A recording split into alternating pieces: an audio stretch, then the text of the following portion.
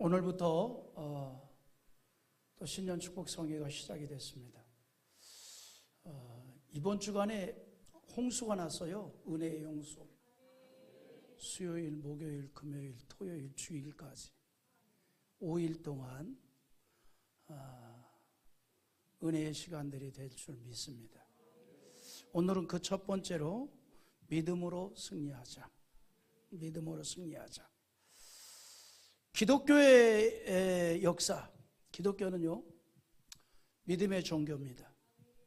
그래서 우리의 신앙생활 중에는 개인적으로 믿음으로 받은 증거가 반드시 있습니다.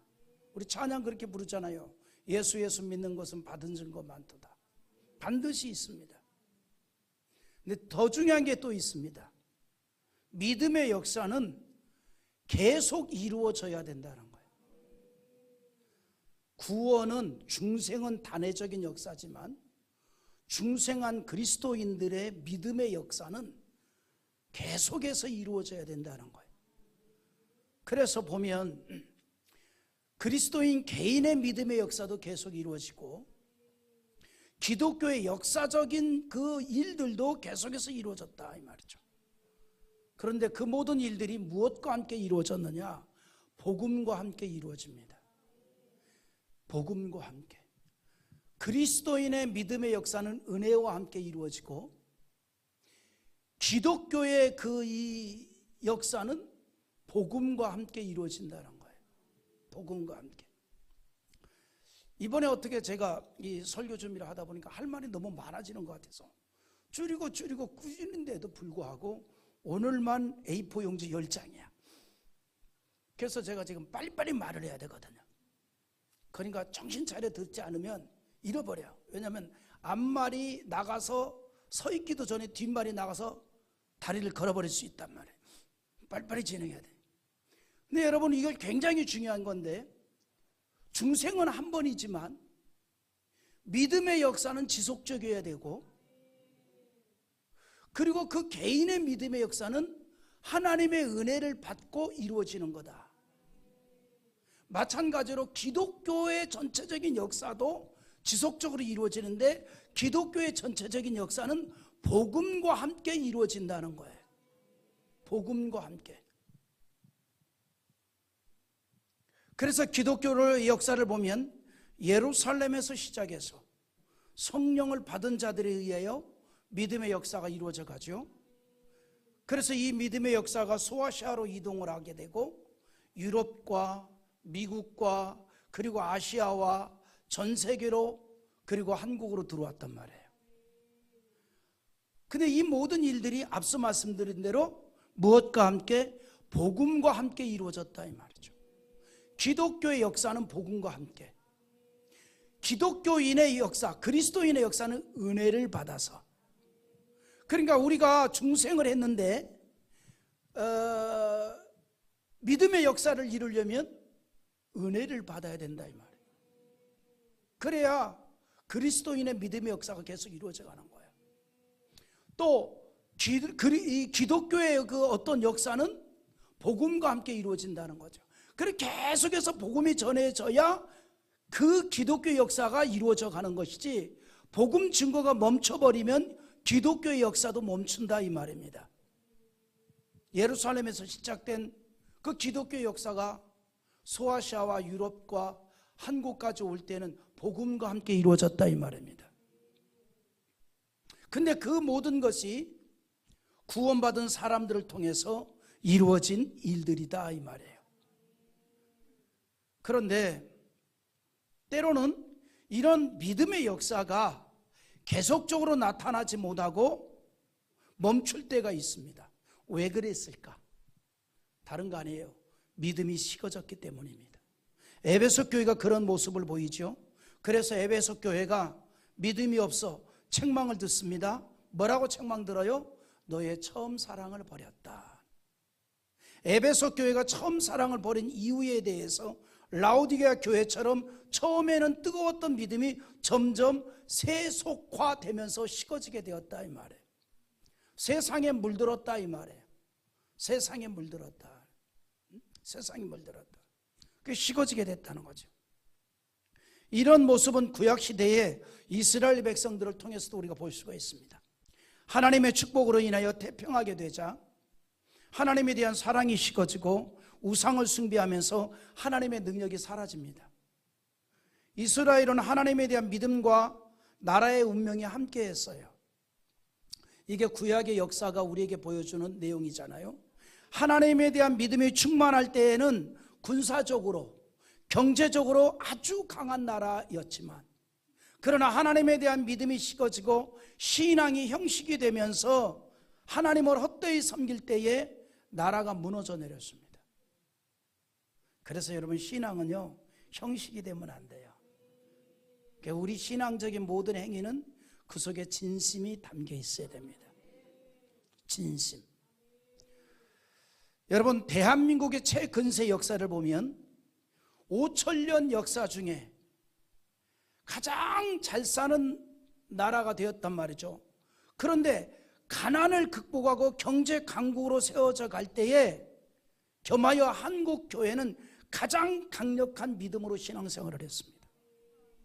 가장 강력한 믿음으로. 율법주의자라고 불리울 정도로 철저하게 말씀을 지키려고 힘썼어요.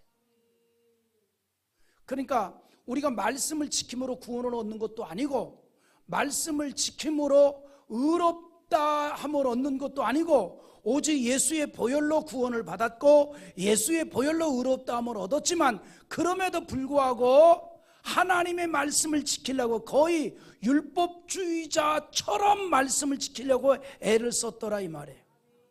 주의를 철저하게 지키려고 힘썼고 예배를 너무너무 소중하게 여겼더라 이 말이에요. 이게 한국교회의 성도들의 신앙이었어요. 거의 한국교회 성도들은 주일에 목숨을 걸었고 예배에 목숨을 걸었습니다. 목숨을 걸었습니다. 하나님과 연관된 모든 것을 귀하게 여겼어요. 소중하게 여겼어요. 그런 믿음으로 교회를 섬겼고 주의 이름으로 충성했습니다. 그러한 성도들이 도초에서 나라와 민족을 위해서 기도하니 하나님이 이 땅을 축복하지 않을 수가 없었죠. 그런 믿음으로 나라 민족을 위해서 기도하니 하나님 들어주셨죠. 그래서 예전에는 그 기도회가 참 많았어요. 나라를 위한 기도회, 구국 기도회.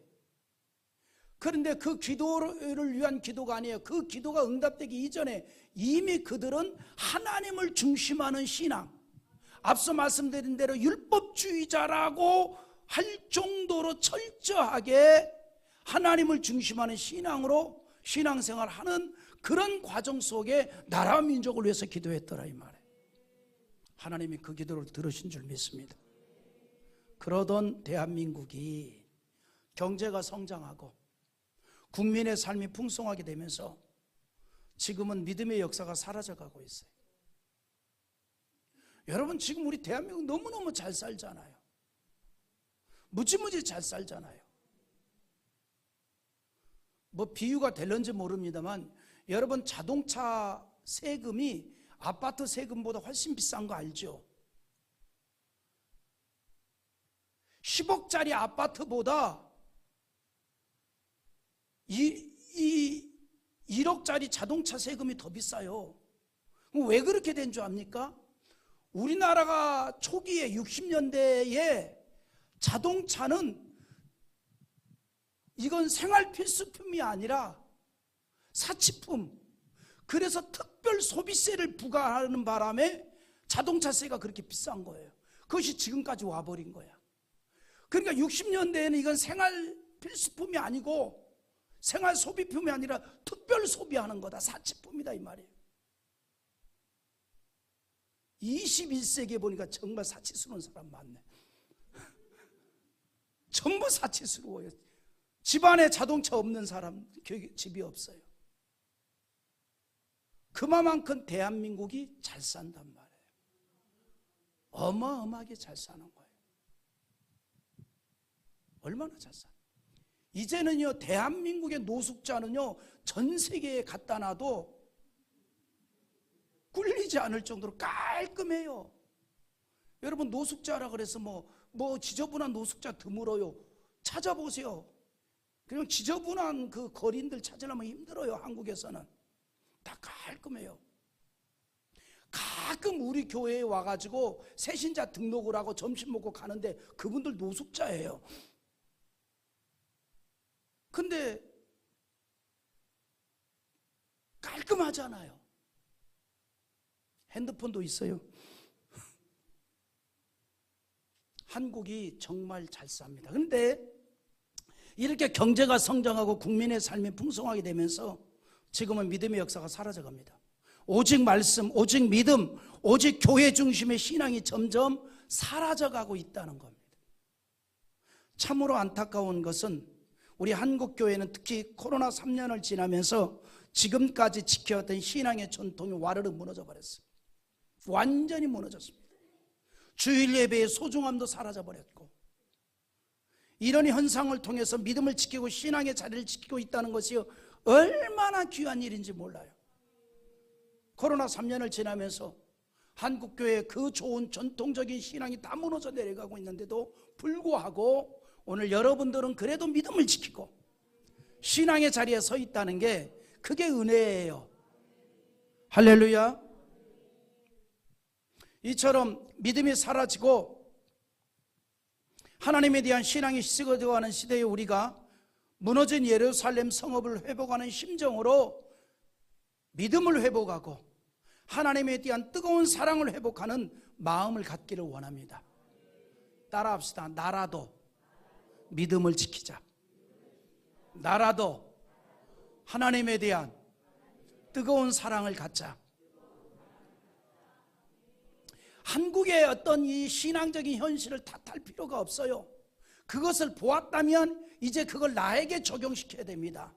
나만이라도 믿음으로 살자. 나만이라도 하나님을 뜨겁게 사랑하자.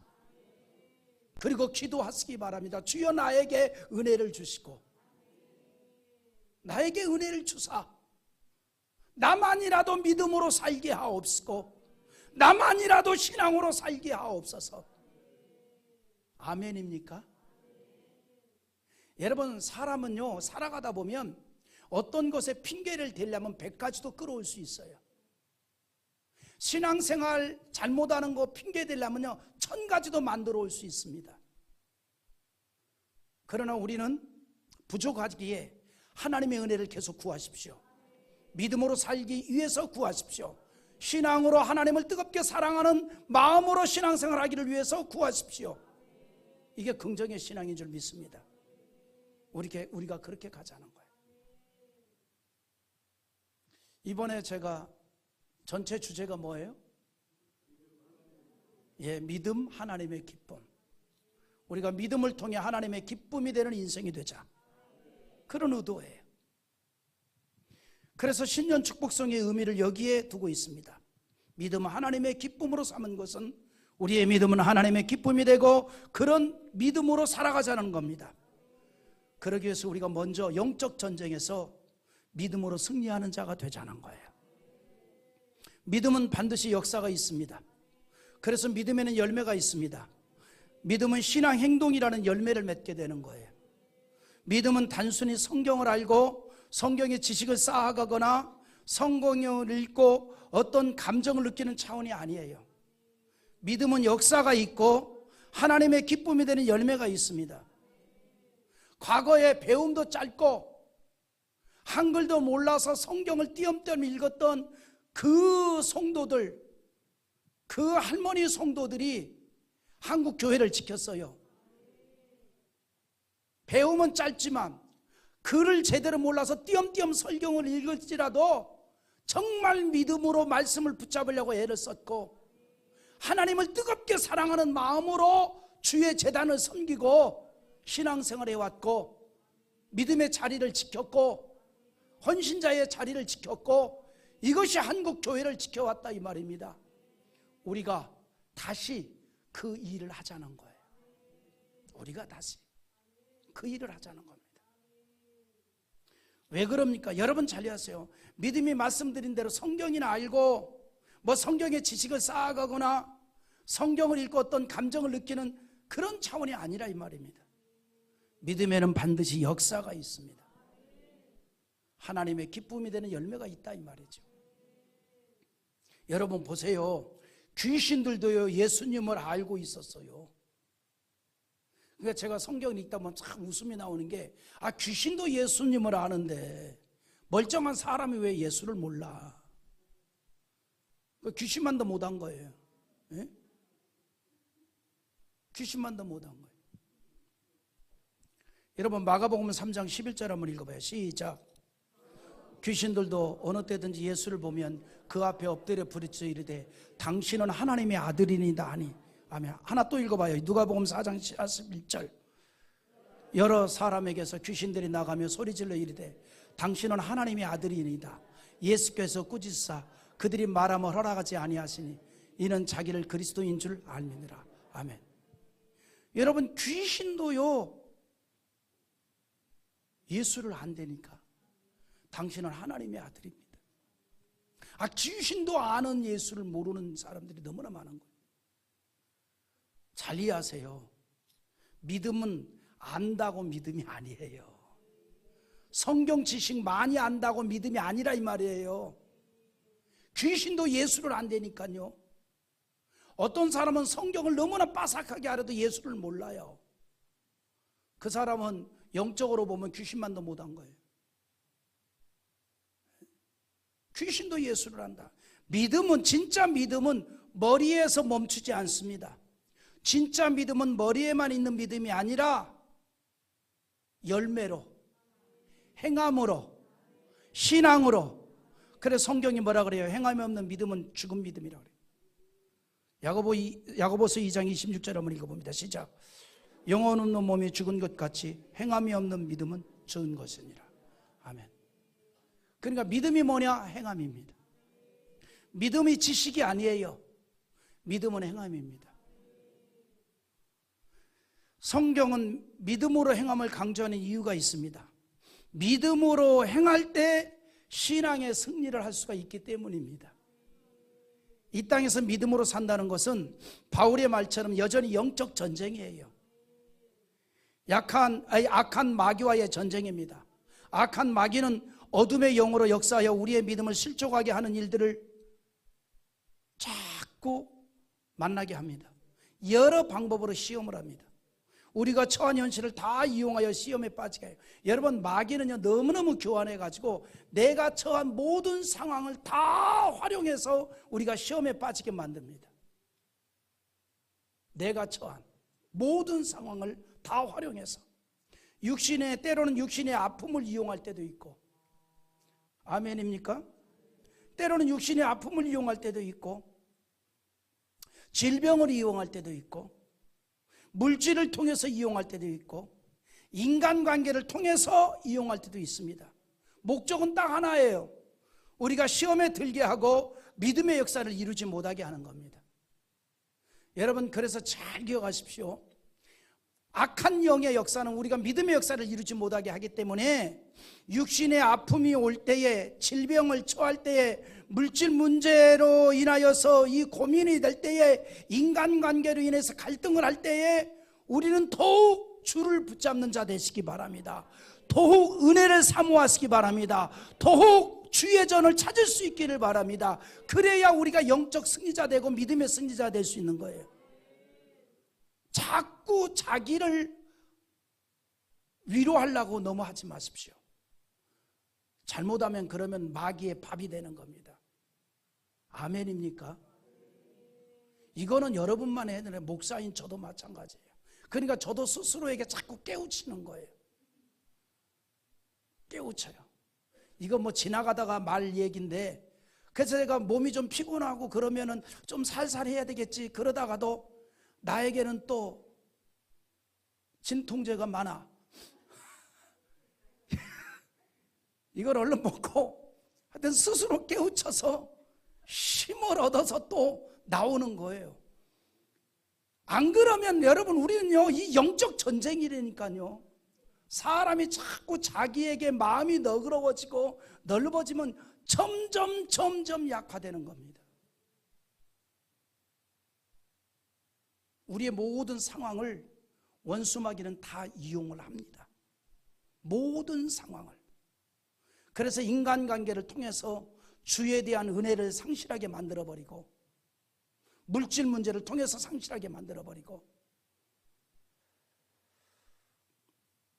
그래서 믿음의 역사를 이루지 못하게 한다는 겁니다. 그러나 중요하고 확실한 것은 예수가 그리스도라는 것을 믿고 천국에 대한 소망을 가지고 있는 우리는 어떤 시험을 당해도 결국은 믿음의 승리자 될 수 있다. 하늘과 땅의 모든 권세를 지니신 주께서 나와 함께 하니까. 성경은 이렇게 얘기합니다. 우리 요한일서 5장 4절과 5절 한번 읽어봅니다. 무릇 하나님께로서 난 자마다 세상을 이기느니라. 세상을 이기는 승리는 이것이니 우리의 믿음이니라. 예수께서 하나님의 아들이심을 믿는 자가 아니면 세상을 이기는 자가 누구냐. 아멘. 우린 예수를 하나님의 아들로 믿습니다. 이런 자에게 세상을 이길 수 있는, 즉 여기서 말하는 세상은 악한 마귀의 역사가 있는 것을 말합니다. 그 모든 것을 물리치고 승리하게 한다 이 말입니다. 오늘 본문의 말씀을 통해서도 우리에게 그거를 보여주고 있어요. 오늘 본문의 내용은 우리가 너무나 잘 아는 내용이죠. 골리앗과 다윗의 싸움입니다. 블레셋의 거인 골리앗과의 싸움에서 승리한 사건입니다. 우리는 이 말씀에서 믿음으로 승리하는 자가 되자는 거예요. 블레셋의 거인 골리앗은 이스라엘 군대를 향하여 모욕을 합니다. 이스라엘 군대는 물론 하나님까지 업신여깁니다. 하나님을 알지 못하고 하나님을 무시하는 악한 영의 지배를 받고 있다는 사실을 보여주고 있는 겁니다. 세상은요, 악한 영의 지배를 받아서 하나님의 교회를 향하여서 모욕을 하고, 하나님의 백성을 모욕을 하고, 하나님을 모욕을 합니다. 골리앗이 우리에게 그걸 보여주고 있는 겁니다. 거대한 골리앗이. 이스라엘은 골리앗이라는 큰 장애를 만납니다. 전쟁에서 승리할 수가 없습니다. 기억하십시오. 우리가 믿음으로 살아가는 이 땅에는요, 내 앞에 거대한 골리앗이 자주 다가옵니다. 거대한 골리앗이 다가옵니다. 큰 장애물이 있다 이 말입니다. 영적 승리하는 일에 방해하는 장애물이 있다 이 말이에요. 믿음의 승리를 방해하는 장애물이 있다 이 말입니다. 그러면 골리앗은 오늘날 나에게 의미하는 것이 뭡니까? 골리앗은 영적으로 우리가 반드시 싸워서 이겨야 할 악한 마귀를 상징한다 이 말이에요. 내 힘으로는 결코 상대할 수 없는 문제들이고, 내 생각이나 방법으로 결코 이길 수 없는 문제들을 의미하고 있는 겁니다. 악한 영은 우리 앞에 거대한 문제들을 쌓아놓고 포기하고 쓰러지기를 기다리고 있습니다.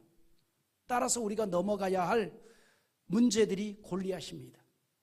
건강의 문제, 물질의 문제, 자녀의 문제, 직장의 문제, 사업의 문제, 이건 우리가 믿음으로 극복해야 될 거예요. 그것에 의해서 내 신앙이 무너지는 게 아니라 그것을 우리가 믿음으로 극복해야 됩니다. 그런 것들로 인해서 내 신앙이 무너지는 것이 아니라 극복하자는 거예요.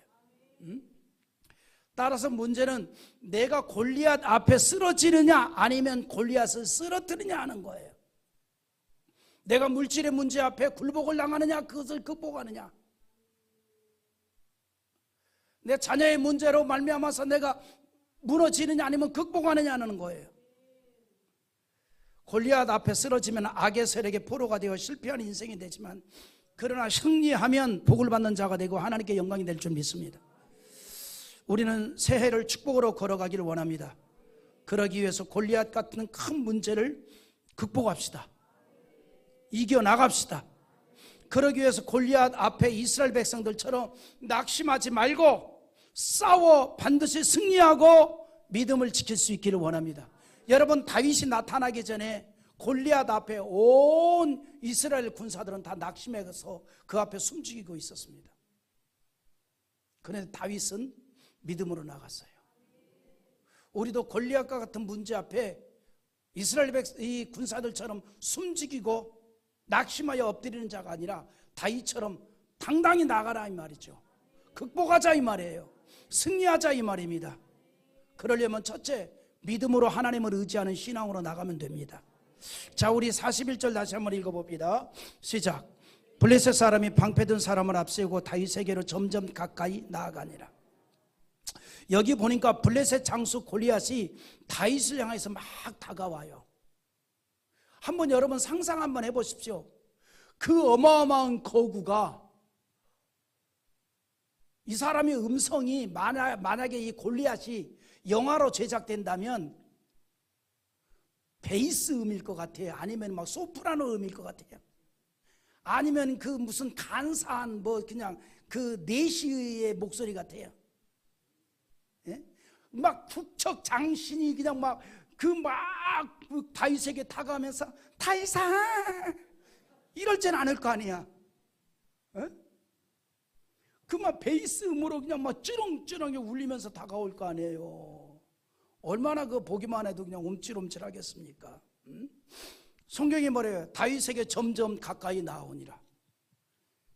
이렇게 골리앗처럼 우리에게 나를 위축시키고 마음을 위축시키고 생각을 위축시키는 것들이 다가올 수 있다 이 말이죠. 그런 것들이 다가올 수 있어요. 그런데 골리앗이 이렇게 혼자 오는 게 아니에요. 방패든 사람을 또 앞장 세워서 그 뒤를 따르면서 오르고 있는 거예요. 골리앗이 다윗에게 다가오듯이 악한 영, 문제는 새해도 우리를 향해서 다가올 겁니다. 끊임없이 다가올 거예요. 그때 우리는 두려워하면 안 됩니다. 그걸 보고 우리가 두려워하면 안 돼요. 위축되지 말자 이 말입니다. 할렐루야. 그것 때문에 위축되지 말자 이 말이에요. 아멘입니까? 내가 그래서 이게 목사가 이런 말 하면 안 되는데, 믿음이 없으면 배짱이라도 갖자. 이거 그래도 단순한 얘기인데 내가 생각해도 괜찮은 말 같아서 따라해봐야. 믿음이 없으면 배짱이라도 갖자. 아멘입니까? 근데 우리는 믿음이 있지요. 전능자 하나님을 의지하는 믿음이 있지요. 하나님이 나와 함께하는 걸 믿지 않아요. 그 믿음으로 내게 다가오는 골리앗 같은 것을 보고도 두려워하거나 염려하지 말고, 애들 말로 쫄지 말고, 쫄지 말고. 골리앗 같은 그런 장수가 막 소리 지르면서 막 다가오면 초등학생은 그런 거 아니에요. 쫄라 무섭네 그럴 거 아니에요. 두려워하지 말고 염려하지 말고 우리 믿음으로 대항하자 이 말입니다. 골리앗이 가까이서 다윗을 보고 뭐라 그래요? 업신여기요. 42절 또 읽어봐요. 시작. 그 블레셋 사람이 둘러보다가 다윗을 보고 업신여기니 이는 그가 젊고 붉고 용모가 아름다움이라. 난 이 성경 읽어보면 참 웃긴다. 뭐냐면 이 다윗에 대해서 표현하기를 그가 젊고, 좋잖아. 여러분, 젊음은요 하나님이 내리신 축복이야. 젊다는 것 자체가 복이에요. 여러분 생각해봐요. 20대 청년이 뜯어진 청바지 입고 나가면 괜찮아 보이지만, 내 같은 사람이 뜯어진 청바지 입고 나가면요 근천스러워 보여. 멋있게 보이는 게 아니에요. 아이고 저 할아버지 이제 청바지가 뜯어졌네 그래요. 하긴 예전에 그 새 며느리를 이제 아기가 들어왔는데 바지가 전부 뜯어져 있더래요. 그러니까 할머니가 옷마다 다 꼬매버렸대.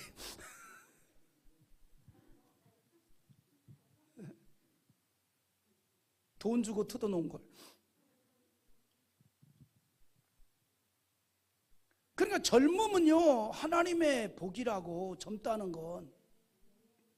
근데 그 복을 잘 활용을 해야지. 잘 사용을 하지.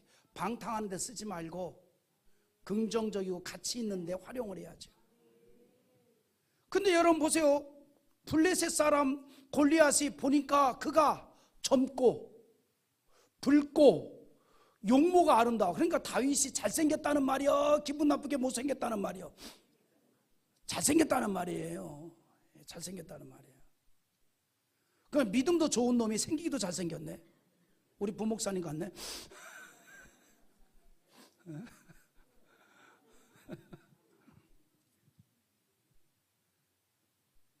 그러면 이렇게 젊고 잘생겼으면 격려를 해줘야지. 업신여겼다. 골리앗의 다윗을 자세히 봤어요. 둘러보다가 그랬어요. 다윗을 자세히 보았다는 겁니다. 여러분 잘 이해하시고, 또 여기서 악한 영은 우리의 약점을 보기 위해서 자세히 봅니다. 우리는 하나님 편에서 볼 때에 신앙이 전거, 하나님 편에서 볼 때 신앙이 이뻐, 하나님 편에서 볼 때 신앙이 준수해. 그런데 그건 하나님 편에서 볼 때, 그러나 원수 마귀는 그것을 가지고 조롱거리 삼는단 말이에요. 우리 신앙을 조롱거리 삼는다고, 우리 믿음을 조롱거리 삼는다 이 말이에요. 업신여긴다 이 말입니다. 이게 마귀의 역사예요. 우리는 교회를 중심해서, 주님을 중심해서 열심히 예배드리고 열심히 충성하는데, 하나님 보는 때 너무나 예쁘고 귀한 모습인데 원수 마귀는 그걸 가지고 조롱한다 이 말이에요. 지금 다윗이 믿음으로 나갔잖아요. 그런데 그 모습을 살펴보다가 조롱을 합니다. 약점을 찾으려고, 원수 마귀는 날마다 우리의 약점을 찾으려고 애를 써요. 그래서 우리는 뭐 하려고? 공격을 하려고. 그런데 여기서 골리앗이 다윗에게 한 말은 자신을 스스로 표현하기를 아무것도 아닌 존재로 여기는 줄로 알았습니다. 자, 우리 43절 한번 또 읽어봐요. 시작. 블레셋 사람이 다윗에게 이르되 너가 나를 개로 여기고 막대기를 가지고 내게 나왔느냐 하고 그의 신들의 이름으로 다윗을 저주하고. 여러분, 다윗은요 골리앗을 개로 여기고 나간 거 아니에요. 막대기 들고 나간 게 아니라 나는 전능자 하나님을 의지한다라고 하는 그 믿음으로 나간 것뿐이에요. 근데 골리앗이 스스로 너가 나를 개로 여겼느냐? 여기서 말하는 개는 그 양들을 공격하는 들개를 말합니다. 그 들개를 쫓아내는 막대기를 들고 나왔다 이 말이에요. 양치기가. 너가 나를 개로 여기고 막대기를 들고 내게 나왔느냐 그래요. 여기서 말하는 이 막대기는 당시 목동들이 들고 다니는 그 막대기예요. 들개들이 양을 공격할 때 막는 그런 막대기라 이 말입니다. 근데 그런 막대기 들고 창이나 칼을 들고 나온 게 아니고 그 막대기 들고 나오니까 골리앗이 한 말입니다. 너가 나를 들개로 여기는구나. 그러니까 막대기 들고 나왔지. 그런데 다윗은 그게 아니에요. 전능자 하나님을 의지하는 믿음으로 나왔습니다. 여기서 또 하나 우리가 교훈합니다. 우리는 믿음으로, 신앙으로 살아가지만 세상 사람들은 그걸 이해를 못하는 거예요. 다윗이 골리앗을 개로 여겨서 막대기 들고 나온 게 아니라 전능자 하나님을 바라보는 믿음과 그 하나님의 능력을 의지해서 나온 것뿐입니다. 그러나 골리앗은 달리 해석한다 이 말이에요. 잘 이해하십시오. 나의 믿음 세상을, 이 믿음의 삶을, 나의 믿음의 행동을 세상이 이해해 주려고 생각하지 마십시오. 우리의 믿음의 삶, 우리의 신앙적인 행위를 세상은 절대로 이해를 못합니다. 곡해를 하지요. 곡해를 한다 이 말이에요. 그래서 우리는 시작도, 과정도, 끝맺음도 오직 여호와 하나님만을 바라보는 겁니다. 주님 아시지요? 아시지요 주님. 그렇게 고백을 하면서 신앙생활을 하는 거예요. 그런 자가 믿음의 승리를 할 수 있는 줄 믿습니다. 아멘입니까? 골리앗은 싸우러 나온 다윗을 보고 자기 중심으로 생각을 합니다. 다윗의 겉모습만 보고. 세상이 교회를 향해서 하는 모습하고 똑같아요. 자기들 생각으로 교회를 판단을 합니다. 자기들 생각으로 성도를 판단을 합니다. 하나님 없는 그들을 그래서 우리 어떤 걸로 이해를 시키려고 하지 마십시오.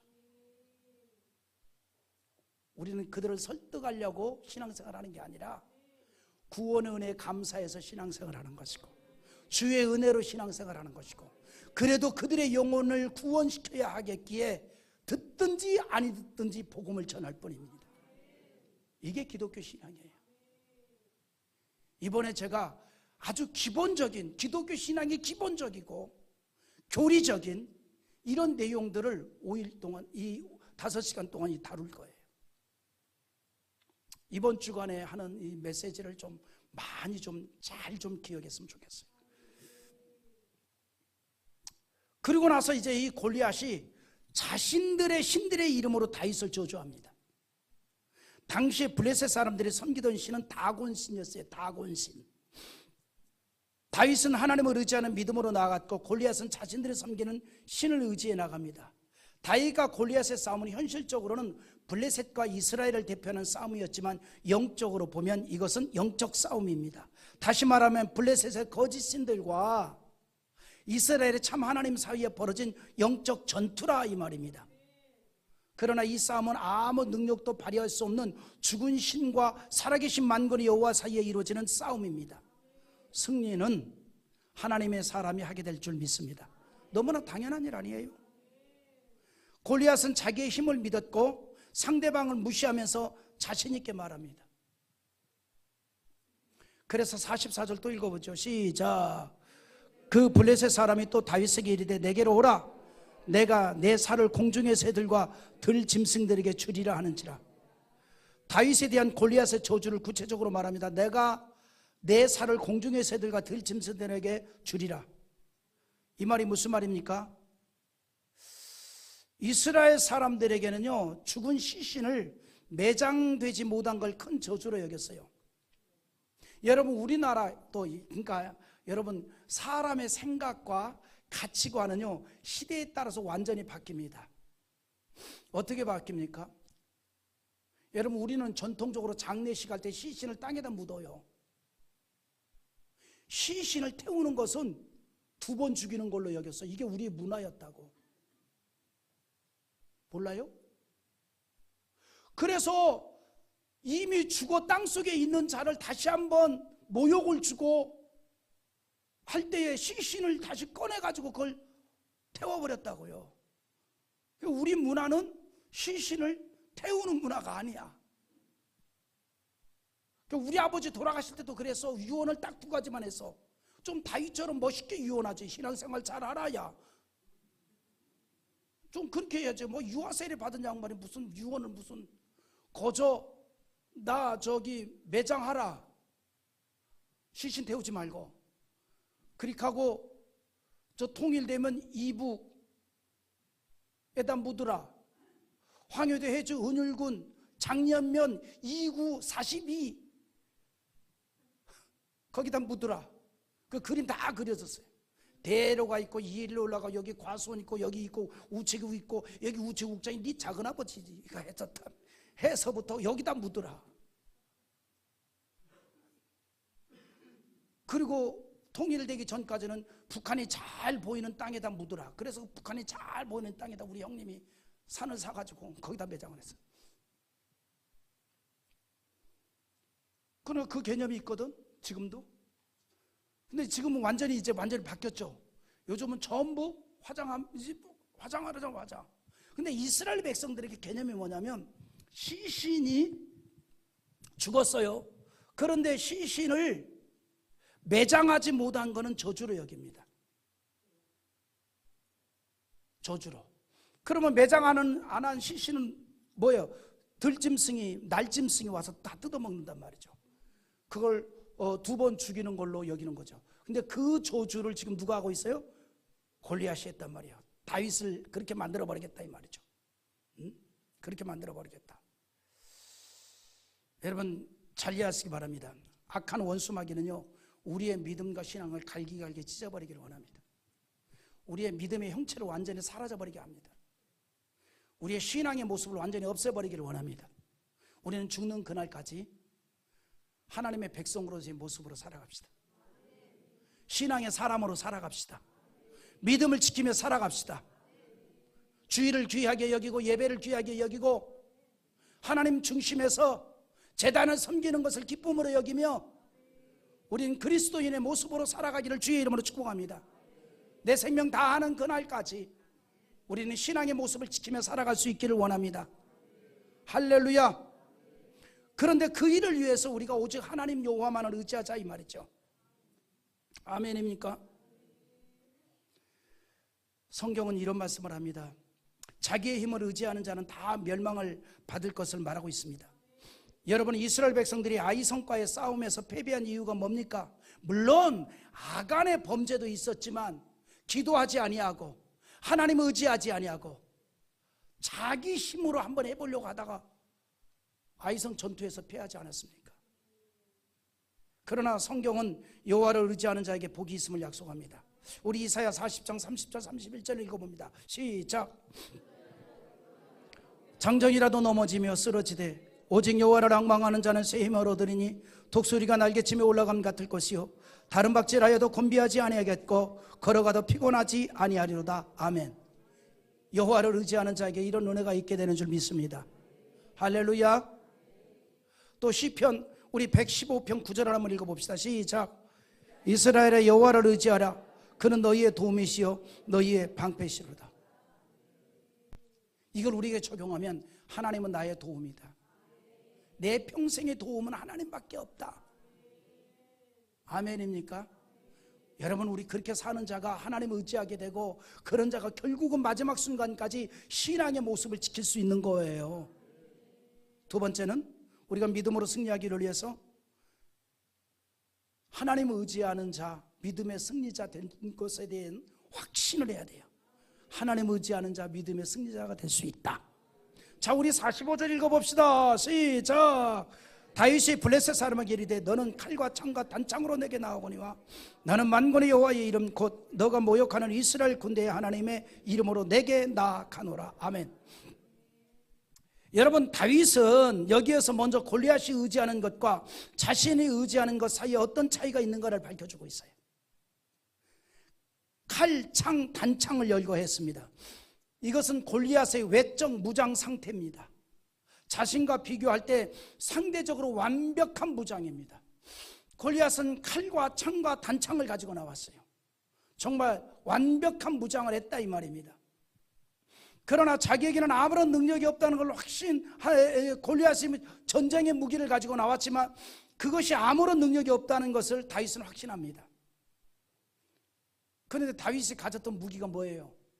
다윗이 무슨 무기를 가졌습니까? 여호와의 이름이라는 무기를 가졌어요. 여호와의 이름. 여러분, 우리가요 이런 믿음과 배짱으로 세상을 대체해야 돼요. 돈 많은 동창이 그 돈을 무기 삼아 자랑합니까? 너는 돈이 무기냐? 나는 여호와의 이름이 무기다. 어떤 놈이 세상 권력 가지고 막 자랑합니까? 너는 세상 권력이 무기냐? 나는 여호와의 이름이 무기다. 아멘입니까? 안 입고 치사하고 시기 질투사 앵겨서 그 말하는 게 아니라 하나님에 대한 믿음으로 그렇게 얘기할 수 있기를 바랍니다. 하나님에 대한 믿음으로.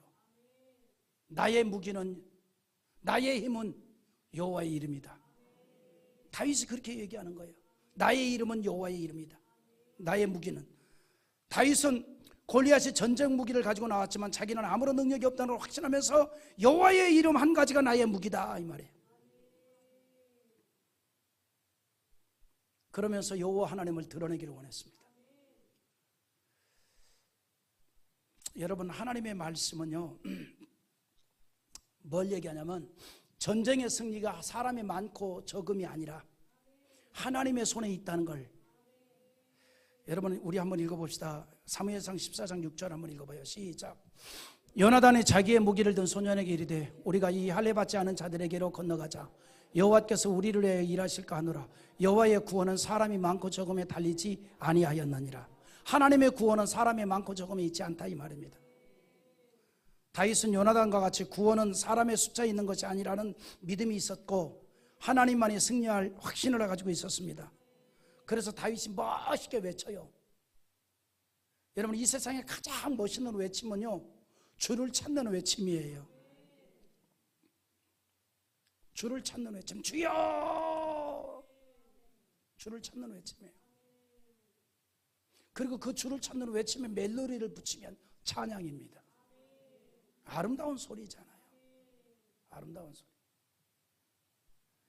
여러분, 대중가요는 흥을 돋굴 수도 있고 사람의 감성을 끌어낼 수도 있지만 하나님을 찬양하는 것은 우리의 영혼을 깨울 수 있어요. 영성을 깨울 수 있다 이 말이에요. 아멘입니까? 그래 여러분 우리가 이 대중 가요를 많이 부르면 흥은 깨울 수 있어요. 흥은 자기의 잠자는 어떤 이 혼적인 기능은 깨울 수 있겠죠. 슬픔과 기쁨을 깨울 수 있죠. 그러나 찬양은 우리의 영혼을 깨웁니다. 우리가 찬양을 많이 부르는 게 좋아요. 할렐루야. 그래서 우리가 예배 전에 찬양을 하잖아요. 찬양단들이. 그러니까 예배 시간 임박해서 떡 가지고 오지 말고 천천히 일찍 와서 찬양을 함께 참여하기를 바랍니다. 떡 그러니까 또 그냥 귀가 번쩍해서 다 끝나고 누가 떡 나눠주나 그러니까 헐레벌떡. 예? 예배 시간 임박해서 헐레벌떡 주일마다 그냥 예배 때마다 헐레벌떡 떡 가지고 오지 말고 일찍 와서 함께 찬양하고 그럼 내 영혼을 깨우는 거예요. 그러면서 예배를 드릴 때 은혜가 되지 않겠습니까?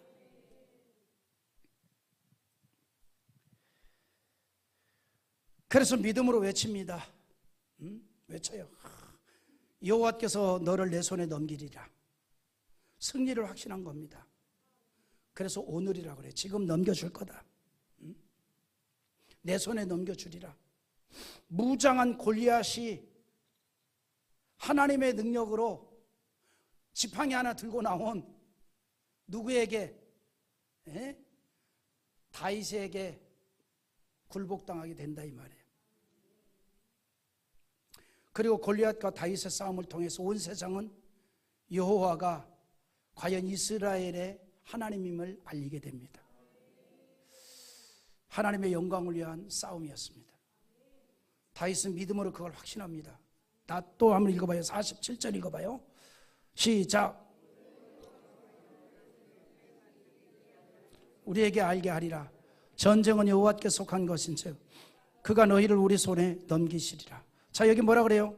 여호와의 구원하심에 칼과 창에 있지 아니함을 알게 하리라 그랬어요.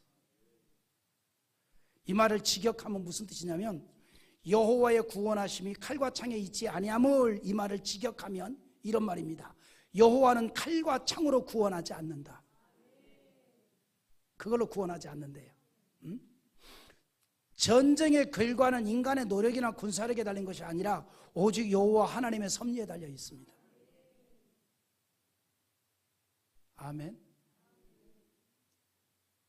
섭리에 달려 있다. 섭리. 근데 여러분 인간의 전쟁사도 마찬가지인 것 같아요. 사실 여러분 아직도 지금 전쟁이 안 끝난 러시아와 우크라이나 전쟁. 사실은 푸틴은요 3개월 만에 전쟁 끝날 줄 알고 전쟁 일으켰습니다. 저렇게 오래 갈 줄 몰랐어요. 자만한 거지. 여러분 6.25 전쟁도 김일성이가 3일이면 끝날 줄 알았어요. 원래 계획이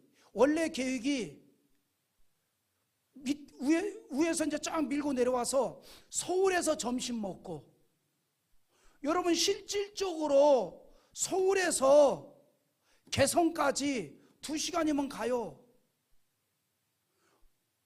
검문 안 하고 그냥 빨리 가라 그러면요 40분이면 가는 거리예요. 그러니까 원래 계획은 휴전선 밀고 내려와서 서울에서 점심 먹고, 그리고 3일 만에 부산에서 저녁을 맞이한다가 원래 전쟁 계획이었다고. 근데 그게 안 되잖아요. 인간의 뜻대로 되는 게 아니라니까. 김일성의 뜻대로 되는 게 아니에요. 그놈이 교만한 거지. 연세 많은 분한테 이놈 저놈해서 안 되지만 이 죽일 놈한테 요즘은 이런 말을 자주 해야 돼요. 김일성이를 자꾸 욕을 해야 돼요. 김일성에 대해서 이놈 저놈 죽일 놈, 민족의 썩을 놈, 이런 욕을 못하면 그거 다 좌빨입니다. 그놈 빨갱이에요. 그러니까 저는 빨갱이가 아닌 걸 증거하기 위해서 김일성이 이 민족의 원흉, 1000만 명의 이산 가족을 만들고 수많은 자를 죽인 민족의 원흉 김일성이 이놈. 우리 설교가 유튜브로 자료 남잖아. 그러니까 내가 일부러 더 하는 거예요. 근데 이걸 확인시켜 줘야 돼. 다 어느 누구든지 김일성이 이걸 어떻게 생각하니까 그 어른 그러면 이놈은 좌빨이야. 그 여러분들도 절대 김일성이를 그 어른 그러지 말라고. 이게 빨간 것이 있나? 자, 이제 또 성경 이야기합시다. 전쟁이 우리에게 있는 게 아니에요. 하나님의 손에 있습니다. 자, 이걸 우리가 적용합시다. 뭐냐면 개인의 영적 승리가 하나님과 관계되는데, 잘 보세요. 다윗 혼자 골리앗 한 사람과 싸워서 골리앗을 쓰러뜨렸어요. 근데 이거는 개인의 문제가 아니고 이 일로 인해서 여호와 하나님이 영광을 받았어요. 이 일로 인해서 무슨 일이 생겼습니까? 이스라엘의 전쟁에 승리를 했습니다. 자, 이걸 여러분에게 적용합시다. 여러분 한 사람의 신앙은 여러분의 한 사람의 신앙이 아니에요. 하나님과 연관되어 있습니다. 여러분 한 사람이 영적 승리자가 되면 하나님께 영광이 되고, 여러분 한 사람이 영적 승리자가 되면 우리 교회가 영적 승리하는 교회가 된다, 이 말이에요. 그래서 하나님의 백성들은 전부 연대성을 지니고 있습니다. 연대성. 나 한 사람의 신앙이 우리 교회의 신앙을 가름하는 거예요. 그래서 여러분들은 믿음의 승리자 됩시다. 그러면 여러분 때문에 하나님의 영광이 될 것이고 우리 교회는 승리하는 교회가 될 줄 믿습니다. 할렐루야. 그러기 위해서는 우리는 뭐냐? 하나님을 의지하고 나아가는 자는 무조건 승리한다는 걸 믿는 거예요. 다윗이 하나님만을 의지하고 여호와의 이름으로 나가서 승리했듯이 우리가 하나님을 의지하고 나가면 무조건 우리는 하나님의 도움을 받고 영적 승리할 수 있습니다. 여러분, 바울도 그걸 고백하잖아요. 바울의 어떤 영적 승리에 대해서 뭐라고 얘기합니까? 자, 우리 고린도후서 4장 8절과 9절 읽어봅시다. 시작. 우리가 사방으로 우겨쌈을 당하여도 쌓이지 아니하며 답답한 일을 당하여도 낙심하지 아니하며 박해를 받아도 버림받지 아니하며 거꾸로 뜨림을 당하여도 망하지 아니하고. 아멘. 할렐루야. 하나님께서 믿음으로 나가는 인생과 함께합니다. 어떤 상황에서 승리하게 하시는 하나님의 역사에 대한 확신을 갖고 우리는 주를 의지하는 자 되기를 원합니다. 마지막 세 번째를 우리가 나누면서 마치기 전에 찬양 한번 합시다. 주님 내 길 예비하시니 나 기뻐합니다. 주님 내 길, 주님 내 길 예비하시니 나 기뻐합니다. 여호와 이래 할렐루야. 여호와 이래 주님 내 길 예비하시니 여호와 마지막 주님 나를 사랑, 주님 나를 사랑하소니 날 구원하셨네. 할렐루야. 주님 나를 사랑하소니 날 구원하시오. 할렐루야. 아멘. 할렐루야. 아멘. 할렐루야. 아멘. 주님 나를 사랑하소니 할렐루야. 아멘. 아멘. 이런 찬양 부를 때는요, 곽준철 집사님 나와서 워십을 하게 해야 되는데 그게 왜 안 보여? 마지막 세 번째. 이 말을 빨리 하는 것도 힘드네. 아니, 왜냐면 우리가 할 일이 많아서 내일 새벽에도 만나야 되지, 내일 오후 저녁에도 만나야 되지, 모레 새벽에도 만나야 되지, 저녁에도 만나야 되지, 그 다음 날 또 주일날 또 만나야 되지. 많아. 세 번째, 여러분, 우리는요 무조건 믿음으로 행하면 승리합니다. 믿음으로 행하면 승리해요. 자, 우리 48절 한번 더 읽어봅시다. 자, 48절. 다윗이 블레셋 사람을 향하여 빨리 달리며. 자, 이제 보세요. 골리앗이 그 방패에 든 자를 두 사람을 앞장 세우고 막 다윗에게 천천히 걸어오면서 막 소리 지르고 모욕을 하잖아요. 그때 이제 다윗이 한마디 외치죠. 너는 칼과 창과 단창을 들고 나오지만 나는 여호와 하나님의 이름으로 내게 나간다. 그러면서 그에게 빨리 달려나갑니다. 빨리 달려나갔다. 왜? 승리에 대한 확신을 했기 때문에. 여러분, 이 모습에서 우리가 뭘 느껴요? 다윗은요 조금도 쫄지 않은 거예요. 두려움이 없었다는 겁니다. 그 달려나갔다 이 말이에요. 달려나갔다. 달려나갔다. 내가 볼 때 다윗이 다혈질적인 게 있는 것 같아요. 다혈질. 지체하지 않고 나가는 겁니다. 주저함이 없습니다. 왜냐하면 반드시 승리할 걸 믿었기 때문이에요. 그래서 나갑니다. 그리고 골리앗을 쓰러뜨리죠. 자, 49절 읽어봅니다. 시작. 손을 주머니에 넣어 돌을 가지고 몰매로 던져 블레셋 사람의 이마를 치매 돌이 그의 이마에 박히니 땅에 엎드리니라. 아멘.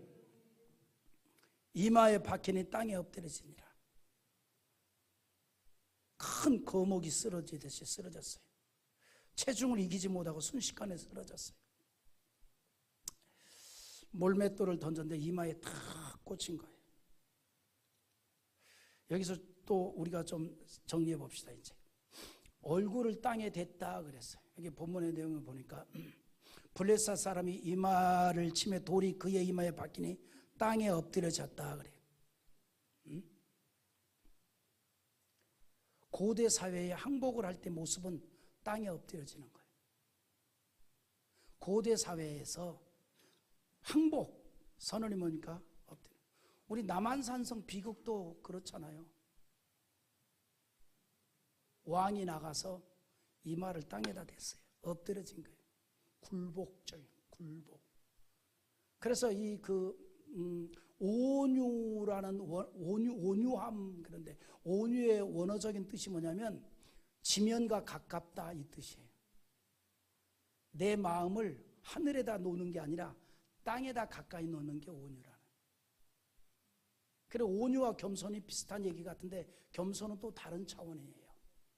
겸손은 나를 낮추고 상대를 존중하는 게 겸손이고, 그러니까 겸손한 사람이라는 말의 뜻이 무슨 뜻이냐면 상대를 존중해 주는 사람을 겸손한 사람이라고 하는 거예요. 요거 주일 예배 때 얘기할 거니까 다 얘기하면 또 재미없어. 온유는 그냥 내 스스로 그냥 낮아지는 거예요. 땅에 가까워지는 거예요. 굴복했다 이 말이에요. 그러니까 지금 이 골리앗이 그냥 기세등등하게 왔다가 엎드려져 버린 거 뭐예요? 굴복당했다 이 말이에요. 전능자 하나님 앞에 굴복당했다 이 말입니다. 할렐루야. 그래서 다윗을 승리하게 만들었다 이 말입니다. 말씀을 맺습니다. 여러분, 우리가 2026년에 육으로 살지 말고 영으로 살아갑시다. 이 말이 무슨 말인가니 나의 삶의 모든 현장에서 영적 의식을 가지고 살아가자 이 말이에요. 어떤 일을 만나든지 어떤 일을 하든지 그 속에서 우리는 믿음의 사람으로 나의 존재를 발견할 수 있어야 돼요. 신앙의 사람으로 나의 존재를 발견할 수 있어야 돼요. 그래서 내 모습 속에서 하나님의 백성임을 우리는 잊지 말아야 합니다. 골리앗은 다윗을 발기발기 찢어버린다 그랬어요. 하나님의 백성으로서의 모습을 다 흩어버린다는 거예요. 이것이 원수마귀의 역사입니다. 하나님의 백성의 모습을 완전히 없애버리려는 것이 원수마귀의 역사예요. 그러나 우리는 하나님의 백성, 믿음의 사람으로, 신앙의 사람으로 우리 모습이 든든히 서 있어야 합니다. 사드락 메삭 아벳느고처럼, 다니엘처럼. 그래서 무엇보다 믿음의 승리자 됩시다. 신앙의 승리자 됩시다. 이것이 2026년 우리가 걸어갈 길입니다. 믿음, 나의 믿음, 하나님의 기쁨이 되는 믿음. 할렐루야.